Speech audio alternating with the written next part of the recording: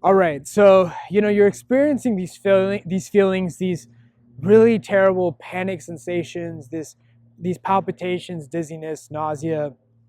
You're feeling these what if thoughts. You're feeling these feelings of unreality, and then as the day progresses, you notice that you start feeling better. The anxiety kind of dies down. The symptoms at least die down, and what happens is that at nighttime you're like, okay, maybe this is good. Maybe I'm out of this, and the next morning when you wake up with these feelings hitting you like a truck, like a train, just full speed, just hitting you.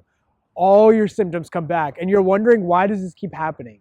Why do you feel like this in the morning, especially? The morning seems to be the worst. Why is it this weird cycle? You thought you could get out of this, and then all of a sudden it hits you again, and you're like, I'm never going to get out of this. What I want to talk about is why that happens. We have a term for that, which is mourning anxiety. Why you feel that way. I'm going to tell you specifically why it happens, why it's a normal part of recovery, and more importantly, what to really focus on to getting out of this. So if you don't know who I am, my name is Shaan. I help people around the world with anxiety, panic attacks, derealization, depersonalization. And I will tell you personally, from all the people I've helped, over 90% of the people have this issue. It's experienced by these individuals almost across the board, and yet there's no answers on the internet. You can look it up right now. Why does mourning anxiety happen? Nobody knows, but everyone seems to experience it. I'm going to tell you exactly why that happens so that you can focus on what matters, which is ultimate freedom, recovery, going back to your life and enjoying it. So pay attention. It's going to be some good stuff. Stay tuned. So what you're really experiencing during this time is you're really experiencing a surge of hormones. Specifically the hormone we talk about is cortisol. Now, you have to understand, everybody has a cortisol spike in the morning, whether you're struggling with anxiety or not. But with someone who's struggling with anxiety, we have this term. It's called your nervous system becoming sensitized. Dr. Claire Weeks, one of the pioneers of anxiety, coined this term. Your nervous system become sensitized and essentially kind of being like a fork that's vibrating often. When you normally have a stressful situation, it's almost like a fork getting hit on a table. It vibrates a little bit. But somebody with sensitized nerves, a fork, if you keep banging it, it's still vibrating even though there's no impact with the table. That's kind of how your nerves are. And I would highly recommend, if you are really trying to figure out what's going on, Claire Weeks is one of the pioneers of this. And so what happens is that your nerves are sensitized and it responds in an over-exaggerated manner to small daily stresses. So people who are struggling with anxiety may notice that they're not able to exercise because when they exercise, that little bit of stress brings up some anxiety symptoms. Same with people that get, maybe a little bit of a small cold or something. Their anxiety comes back. One of the things that happens every morning is that when you wake up, there's a little spike in cortisol. That's essentially designed to help you get out of bed, right? We all have it. But for somebody who's struggling with anxiety, that spike, even though for me now, it's like just getting out of bed and, enjoying the beautiful day. For that individual, it's like getting hit by a truck. All their symptoms come back. I've even met many people, and I was someone who struggled with this myself, who would essentially wake up with a panic attack, and then all these symptoms would be there, and it would be so bad that they're not able to go to work. They go back into trying to figure out, why is this happening? What's wrong with me? They start getting assurances. They go Google searching. They're thinking, okay, no, there's something physically wrong with me. Well, the truth is that if you're struggling with anxiety, you have to realize morning anxiety can be a temporary problem. This is your now, but not your forever.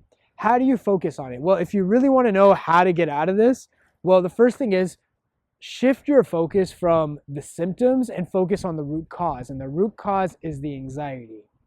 If you eliminate the anxiety, all the physical symptoms stop. All the morning anxiety stops. The palpitations, the dizziness, the nausea, the feelings of unreality, the what if thoughts, the scary, irrational, just scary thoughts in general. All those stop. But you need to focus on the root cause.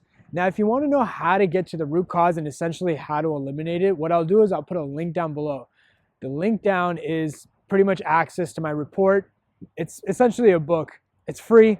I'm not charging you. This is free content. This is exactly what I did to fully overcome and exactly what I get my clients to do to fully overcome. Before, I was pretty hesitant about sharing this. I didn't really want to share it with people, mostly because I knew that you really have to understand the mechanics of anxiety before you start focusing on the solution. But I've had so many people ask that I just gave it out. And this wasn't because I'm somehow unique or that I was trying to keep the secret of anxiety. It's nothing like that. It's just to get out of anxiety, you really have to understand what's going on first. So hopefully that book is really going to help you and really kind of guide you in the process.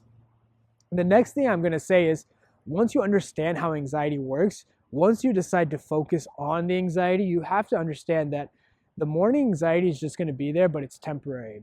And one of the things I really did that really helped me was I allowed the morning anxiety to be there in the morning. So I would wake up and I would have to go to work and I would feel the morning anxiety and I did not want to go to work. But what I did was I recognized that it was just an offset of anxiety. And then if I could just let it be there, allow it to be there. Don't try to stop it. Don't try to like prevent it. I know why it's there. I know it's because of the anxiety and I'm focused on the anxiety, not how I'm feeling right at that moment. I'd allowed it to be there and I'd go to work. And what I would notice is that the anxiety wouldn't last as long.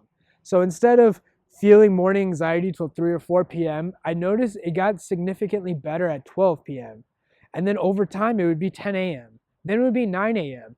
And then over time, what happened was the morning anxiety would just stop hitting me in general. You know, once in a while it may hit, but even that went away. So focus is on long-term freedom, is on allowing it to be there. And the last thing I will say is, if you're struggling with morning anxiety, one of the great things you can do is utilize that anxious energy. Utilize that energy and put it into something productive. One of the things I did was when I had morning anxiety, I allowed it to be there and I focused on my most difficult tasks in the morning. That really helped. You know, it gave me an extra push to focus on things that, yeah, I didn't really want to do and something I was delaying, but if I could just get it done, it just helped with that energy. So hopefully this gave you a lot of insight.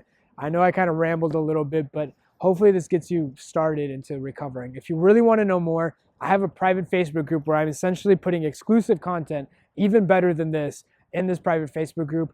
More detailed videos, podcasts, articles, and I'm also guiding individuals too. Individuals who are focused on long-term freedom, not short-term comfort. I'm literally taking them by the hand and getting them out. So there's people out there that have recovered. There's people that are almost at recovery. There's some people that have just started their journey, but we're all focused and we're a strong community dedicated to overcoming. It's not like, you know, your typical group or forum where people are kind of story topping each other or scaring each other. These are people dedicated to overcome. So if that's you, hit the link down below. It's very important when you click the link, it's going to ask you 3 specific questions. We need you to answer this question to the best of your abilities because we're trying to maintain the integrity of the group. We don't want just anybody to join the group. We don't want dabblers. We don't want people that want quick fixes. We want people that are serious about overcoming. And we kind of have to screen hard because if we don't, we'll lose the integrity of the group and it will be like any other group you see out there, which is just, you know, fear mongering and just people story topping each other. So if that's you, hit the link down below and I'll see you guys inside. Last thing, if you found this video helpful, do us a favor and hit the subscribe button. Right next to the subscribe button, there's a bell symbol. When you hit the bell symbol, you'll get notified anytime I drop new content. Just by watching these videos, you're gonna know more than most people struggling with anxiety. So definitely hit the subscribe button. And also, it helps the channel out a great deal. So again, thanks for watching and I'll see you guys in the next one.